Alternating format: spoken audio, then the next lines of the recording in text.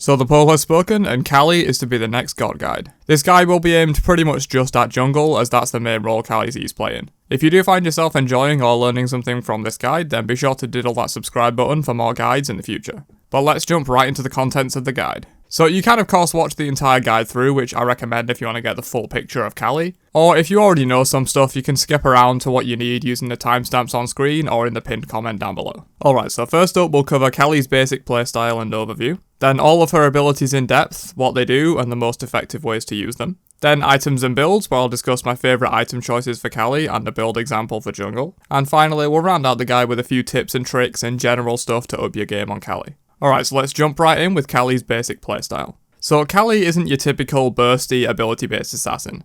She likes to utilise her auto attacks for most of her damage and use her abilities for utility, CC and buffs to herself to keep her alive while she shreds with her basic attacks. So naturally, Callie is looking mostly at high attack speed and high penetration builds to make the most effective use of her kit. Callie is mostly a jungler, and that's where you're going to see her almost all of the time, but there have been spurts of Callie solo and even Callie ADC in the past. But in general, if you want to play Callie, you should expect to be jungling most of the time. Alright, so now if you decided Callie is someone you want to push forward with and learn, let's cover all of her abilities in depth and how to make the best use of them. So I don't normally talk about a god's attack chain because it's not that relevant, but Callie is one of those gods where knowing her attack chain and the implications of it becomes important in her builds and her overall playstyle. So Callie has a 1.5.5 attack chain, meaning her first hit is full damage and swing time, and then she has 2 faster hits with half normal swing time but also half damage, and then this repeats every 3 autos. Just keep that info in mind because we're going to mention it later on in this section and also when it comes to builds for Callie where it has big implications.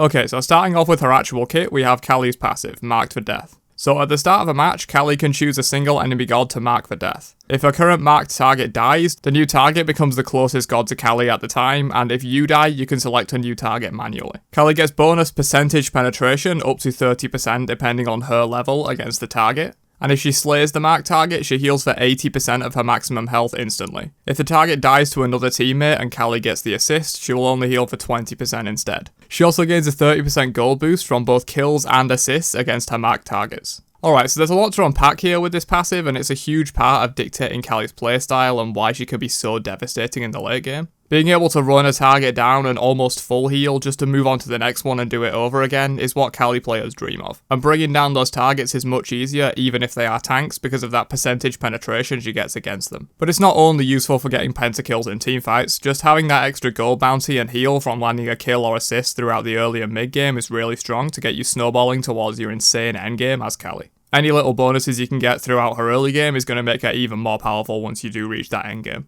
Generally, you want to be marking targets that you think you can kill relatively easily without dying yourself. Oftentimes that's the mid laner, especially early game, assuming you're jungling of course. But it could also be the enemy jungler if you want to look for some sneaky fights in the jungle and pick them off, or it could even be side laners too if you want to focus on ganking a certain lane. Just whoever you want to kill and think you can kill, mark them up. Alright, so onto Callie's active abilities, first up being Nimble Strike. So this is a fairly simple leap with some half decent damage on top of that and a fairly low cooldown. But where this ability really gets its pizzazz is the heal based on targets missing health when you hit them with this. This can be pretty strong if you're just using the jump to chase a kill. Since it is missing health though, you're of course going to heal a lot less if they have near full health, but on a lower health enemy this can heal a lot, so keep that in mind. This is also a great general sustain tool when farming in the jungle. The heal procs on the highest health target in the area if you hit multiple enemies, so it will always proc on the big minion of the jungle camps for a decent heal. So you can sort of use this as a finisher on camps and get that extra heal on top of your Assassin's Blessing for sustain. And of course this can just be used as a bog standard leap for chasing kills or getting away over walls as needed. Onto Callie's 2, Lash. So the targeter for this one is very unique and it takes some getting used to if you want to hit it at a long range. Essentially, you throw 3 blades, 1 to each side of you and then 1 straight down the middle, and they all converge on where you are aiming and then continue afterwards. You'll do initial damage and also apply a bleed, and that's for each blade, so hitting all 3 is ideal if you can. You also gain 30% lifesteal against any target that is currently bleeding from this ability. So this is your main form of ability damage. The rest of your kit is largely focused on utility, movement speed, CC and buffs, with your autos doing most of your damage, but this can definitely chunk people early on if you hit all 3 blades since you will be leveling this first.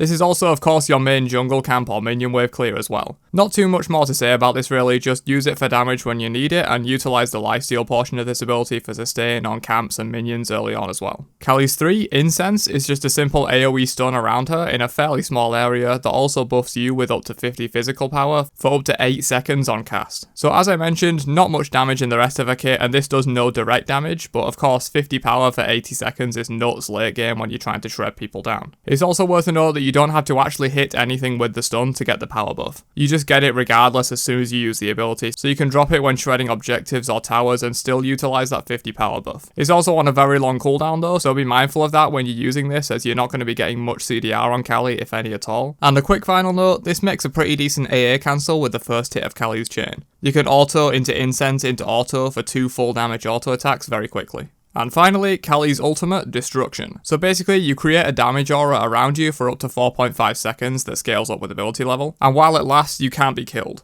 You can still drop all the way down to 1 HP, but you can't be killed. At the end of the duration, if you're below 15% of your maximum health, you'll heal back up to 15%, but of course you don't get the heal if you're already above 15% when the ability ends. Kali is also immune to knockups, slows, and roots while channeling Destruction. So this is the final piece of the puzzle that ties Kali's kit together. There's the obvious synergy with the passive, as being unable to die gives you those few extra seconds to kill your target and heal 80% of your health. The damage on this is pretty low, and generally it's not used for that, but it does have a radius of 20 units, which is further than melee attacks. So if you just can't quite get in range for that final melee attack on someone, it's possible the ult can secure the kill for you. Also, you're immune to a lot of CCs with this, but not CC immune entirely, and stuns, taunts, fears, and a few other CCs can really fuck you over, so watch out for those. As for the leveling order on Kali jungle, start with the 2 for early camp clear and damage. Level 2, get the 1 for some mobility and the extra damage and sustain that it provides. Level 3, you can either take a second point in Lash, which is what I like for the extra damage, or you can just grab the 3 here. Then level 4, get either the 3 or the second point in Lash, whatever you didn't get at level 3. And then level 5, you of course take the ultimate. From there, max the 2 first, then the 3, then the ultimate, and then the 1. Alright, so with all of her abilities covered, let's move on to Kali's items and builds. Okay, so with Kali being a basic attack focused assassin, stats you're going to be looking for are attack speed, some power, penetration, and maybe a bit of defense as well. So I'll just be covering jungle builds for Kali in this section, since really that's the only role she sees competitive play in. So for jungle starting builds, you of course want Assassin's Blessing, then you want a tier 1 item you want to rush early, and then potions with the rest of your gold. My favourite choices right now for the tier 1 item are Katana for a hasten Katana rush, or Mace for the Crusher rush. So grab one of those and then fill up on potions. So boots for Kali is a bit up in the air right now, since some people are buying boots and others are skipping them in favour of a double Katana style build with no boots. Personally, I do like to grab the boots on her though for the better early power curve, and if you are grabbing boots, Warrior Tabby is the way to go for the early 40 power. The attack speed on Ninja isn't usually needed, as you get plenty in the rest of your build, and having that 40 power spike early on is much better for your clear and fight potential. Okay, so after that, here are all the items I'm usually considering for my Kali builds. After this, I'll put together a full build example for those just needing a quick build to get started, but learning why certain items are good and being able to adjust the build to your liking is much better. So the Crusher is really good right now as an early rush in my opinion, after your boots for Kali. If you're going a double Katana build, you probably don't have room for the Crusher early on, but in my opinion Crusher is so strong that it should be bought most games on Kali. The stats are perfect for her, giving moderate amounts of attack speed, power, and penetration all in one item, plus some bonus damage on that passive as well. It really helps out Kali's weaker early game and allows her to fight early on. Hasten Katana is an item you need in every build regardless. Being able to stick to targets with that passive is invaluable for a god like Kali that relies so heavily on her auto attacks, plus the stats are decent for her as well, giving attack speed, power, and movement speed all in one item. Stone-cutting sword is another great item and is usually the go-to second katana for those double katana builds I've mentioned. The power and movement speed are of course really nice, but it's really that 30 protection shred and 30 protection increase that makes this item so good. Kali's attack chain also synergizes very well with this because her hits are very fast but low damage, so you can throw out 3 autos faster than most other gods and fully stack the passive on stone-cutting sword very quickly. Executioner should be your go-to percentage penetration item. This is superior to Titan's Bane in a lot of ways. The stats on the item alone are just better, plus the passive when fully stacked gives more shred. This should be in every Kali build for shredding tanks, no question. Her attack chain once again allows you to fully stack Executioner very easily as well, so that's a nice bonus. Kin Size, another core item you need in every Kali build. A fast attack chain allows you to proc the percentage health damage on kin size over and over and over insanely quickly, and it's a huge damage boost once you secure this item. The stats are also nice on the item, but you're really buying it for the passive. Odysseus bow is pretty good on Kali on a lot of situations as you finish up your build. This shouldn't really be got earlier than 5th or 6th item though, it's mainly just for that huge attack speed boost to allow you to activate kin size and executioner and stonecutting sword, all that kind of stuff, much more effectively and just generally get out more damage. Titan's Bane, now I know I said Xe is better and that is true. Only get Titan's Bane if you already have Executioner and still feel like you need more tank shred. If tanks are giving you trouble and you need to shred them down, then having both Executioner and Titan's Bane gives you the maximum penetration you can possibly get against them. Magi's Cloak is my go-to defensive choice on Kali.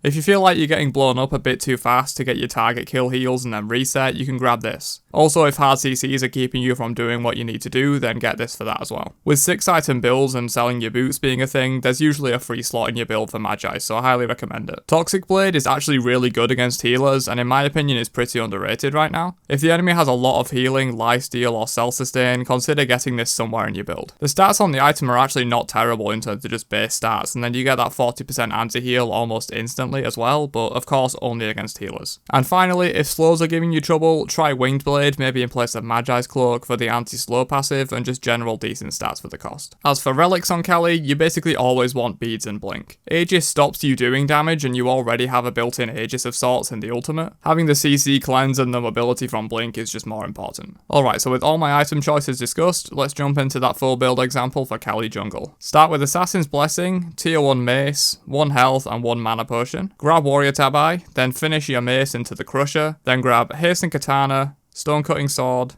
Executioner, sell your blessing for kin size, and if the game goes long enough, sell your boots for Magi's Cloak and get your elixir of speed. And your 2 relics should be beads and blink. Alright, so let's wrap up this guide with a few tips and tricks for Kali. So Kali's ultimate makes her immune to roots, slows and knockups, but it can also be used to cleanse them if you're already affected by one. So if you're chasing a kill and someone roots you, you can pop the ultimate to immune it and continue chasing. This is risky of course because your ult is your main survivability tool, but if you can land the kill and it's a target kill, it's usually worth doing. With Lash, the travel time is very long, and if you're trying to aim it at longer ranges to snipe targets, try to lead your target and throw the ability where you think they're going to be in like a second or so, instead of right at them, or you'll likely miss. Also, while we're on Lash, it will go through walls, so if you have nothing left and someone's low HP, you can snipe them with it over a wall. You can also snipe enemy buff camps and objectives this way too. And finally, I think I might have touched on this before, but don't be afraid to use Incense to shred towers, objectives and phoenixes. The 50 power buff is given regardless of if you actually hit the stun on anything, so just go ham with it. Alright, so that's all I've got for this guide though.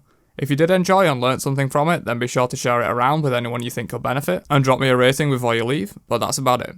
Catch you guys in another video. Have a great day, and peace out you nerds.